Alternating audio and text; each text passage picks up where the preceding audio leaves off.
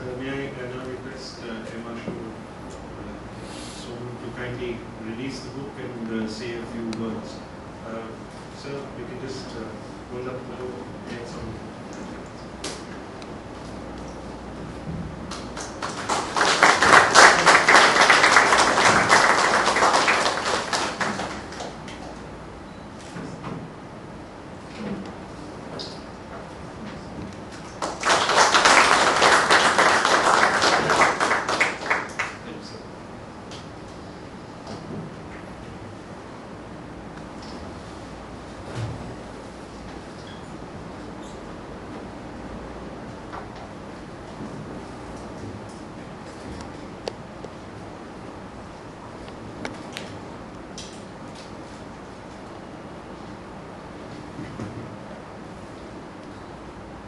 General P.K. Singh, Director USI, Mr. Jagan Bilari Sethi, Air Commodore Vikram Singh, Coordinator Chinna, distinguished guests, a very good morning to all of you. It's indeed a pleasure for me to release not one but two books today. Both these books, in more ways than one, are significant for anyone who's interested in military aviation in the Indian subcontinent. Now, before I actually come to the books, a quick word about the authors. Both are very passionate about aviation in general and the Indian Air Force in particular. Jagan is an avid aviation enthusiast, and his passion for historical research is unparalleled. He's the editor of Bharat Rakshak website, which deals with the Indian Air Force. More importantly, he has also co-authored two books, which are a definitive of the IF's performance in the 65 and the 71 wars. A couple of days ago, at the inaugural seminar of the Golden Jubilee of the 1965 Air War, Jagan presented a very comprehensive comparative analysis of the build-up of forces of both IF and the PF from 47 to 65. The analysis was indeed very incisive and indicated his thorough research on any subject that he chooses. Air Commodore Vikram Singh is an accomplished fighter pilot and a second-generation Air Force officer. He's equally passionate about the IF. Few would know that his forte is painting, as is evidenced by the numerous aviation-themed paintings that he has undertaken over the years. Spitfires in the Sun is his first book. The Westline Wapiti holds a very special place in the annals of IF, as it was the first platform of our fledgling Air Force. In its 10-odd years of the service with the IF, the Wapitis equipped 2 squadrons, 2 training schools, 5 coastal defense flights, and 2 anti-aircraft cooperation units. Not only did our pioneers have to face challenges associated with day-to-day operations of these aircraft, but they also had to contend with the harsh conditions of the frequent deployments in the northwest frontier province. Jagan has presented the technical details of the Wapiti in a manner that is extremely interesting. The rudimentary capabilities of the airframe and the engine reflect the difficulties that the early pilots and the Hawaii sepoys faced while operating these aircraft. The unique engine starting procedure of bag and run, and the fact that the aircraft did not have any brakes, makes anyone associated with aviation today really wonder at the prospect of flying during that era. This is even more remarkable considering that the squadron regularly flew 300 hours per month. The ingenious method of securing the observer in the rear cockpit by a metal chain and then expecting him to perform his assigned duties in the air, especially while maneuvering, really exemplifies the spirit and the determination of our pioneers to get the job done in their quest for excellence. Our pioneers of the Royal Indian Air Force also had to contend with the building and shaping of the Indian Air Force. The indomitable spirit, the courage, and the professionalism demonstrated by our pioneers has been captured perfectly by Jagan in the many anecdotes highlighted in this book. It is interesting to learn that the Wapiti, besides the training and the army cooperation roles, was also utilized for VIP duties across the rugged terrain of the northwest frontier province. And one of the incidents, or the anecdotes, in the middle of August 41, Pilot Officer Surjit Singh Majithia was called by his CO, then Coordinator Subrata Mukherjee, I was asked to ferry a political agent or the viceroy of India from Peshawar to Drosh. The sortie to Drosh involved crossing a high mountain pass at an elevation of 11,000 feet.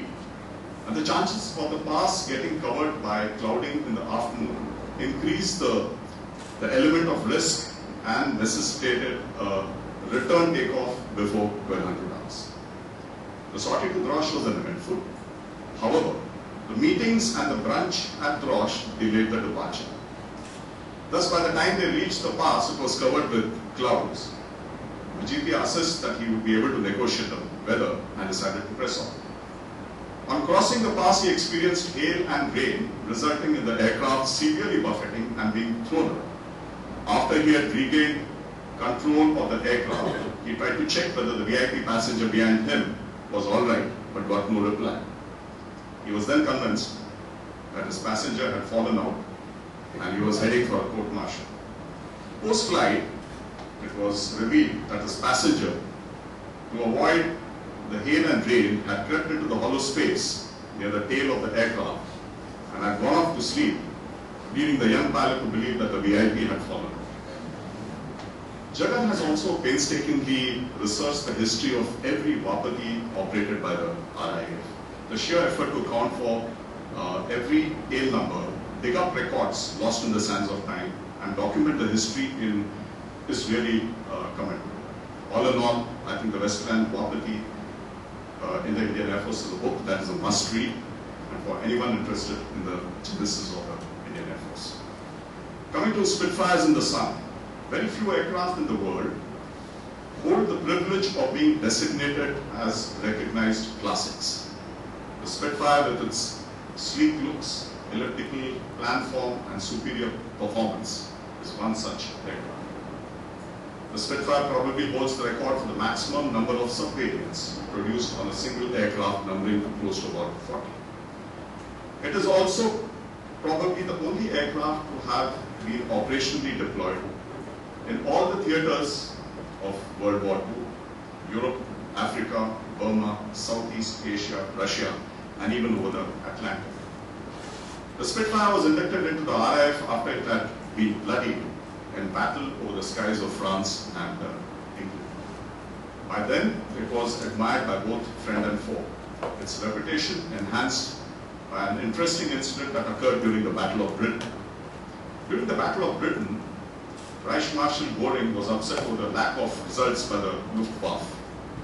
After he berated all the commanding officers, he asked them what they needed to win the Battle of Britain.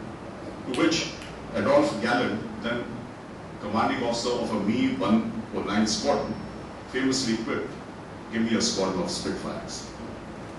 Closer to home, to stem the Japanese advance into Burma, number 8 squadron was the first RAF squadron to be equipped with the Spitfire.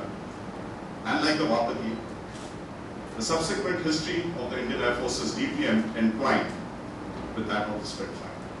Its superior performance enabled it to play a significant role during the air superiority operations on the Burmese front. In comparison to the 20 RAF squadrons that operated the Spitfire, only 3 RAF squadrons were equipped with this aircraft. However, at the end of the war, the Spitfire formed the mainstay of the rapid expansion of the Royal Indian Air Force, equipping 13 of our squadrons. Vikram has thoroughly documented the history of each of these squadrons. Notable is the role of 4 Squadron, which was sent to Japan after the Second World War. They operated alongside the contingents from RAF, the Royal Australian Air Force, the USI, carrying out patrols, firepower demonstrations, and formation flag masts. The Spitfire also played a sterling role soon after independence in offensive action during the battles of Shalting and Badgaon to stem the Pakistani intruders into Jammu and Kashmir. As the rest of the world was soon caught up with the conversion to the jet age, the Spitfire continued to fly in our subcontinent till 1957. It's probably for this reason that they remained in pristine airworthy condition, and out of the nearly 50 airframes that are presently airworthy around the world, nearly 21 of them are ex-IF airframes. Vikram has carefully documented the history of each of these surviving airframes, which makes an interesting read.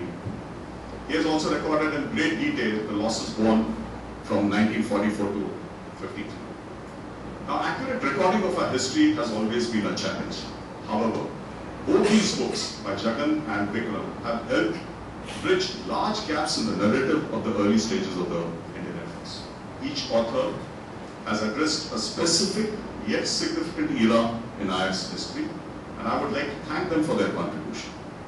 I sincerely hope that the effort inspires others to take up the challenge and plug the many gaps that remain to be filled. I also take this opportunity to thank USI for hosting this event.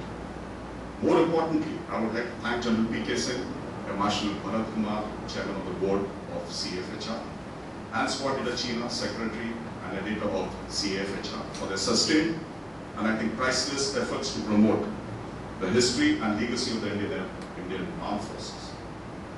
In fact, since 2000, CAFHR has printed more than 15 books on the armed forces.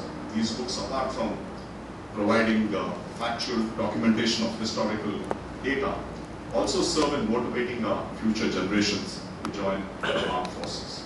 I'm confident that both books released today would also contribute similarly, and I would like to congratulate both Jagan and Vikram for their very fine endeavor. Thank you and Jai.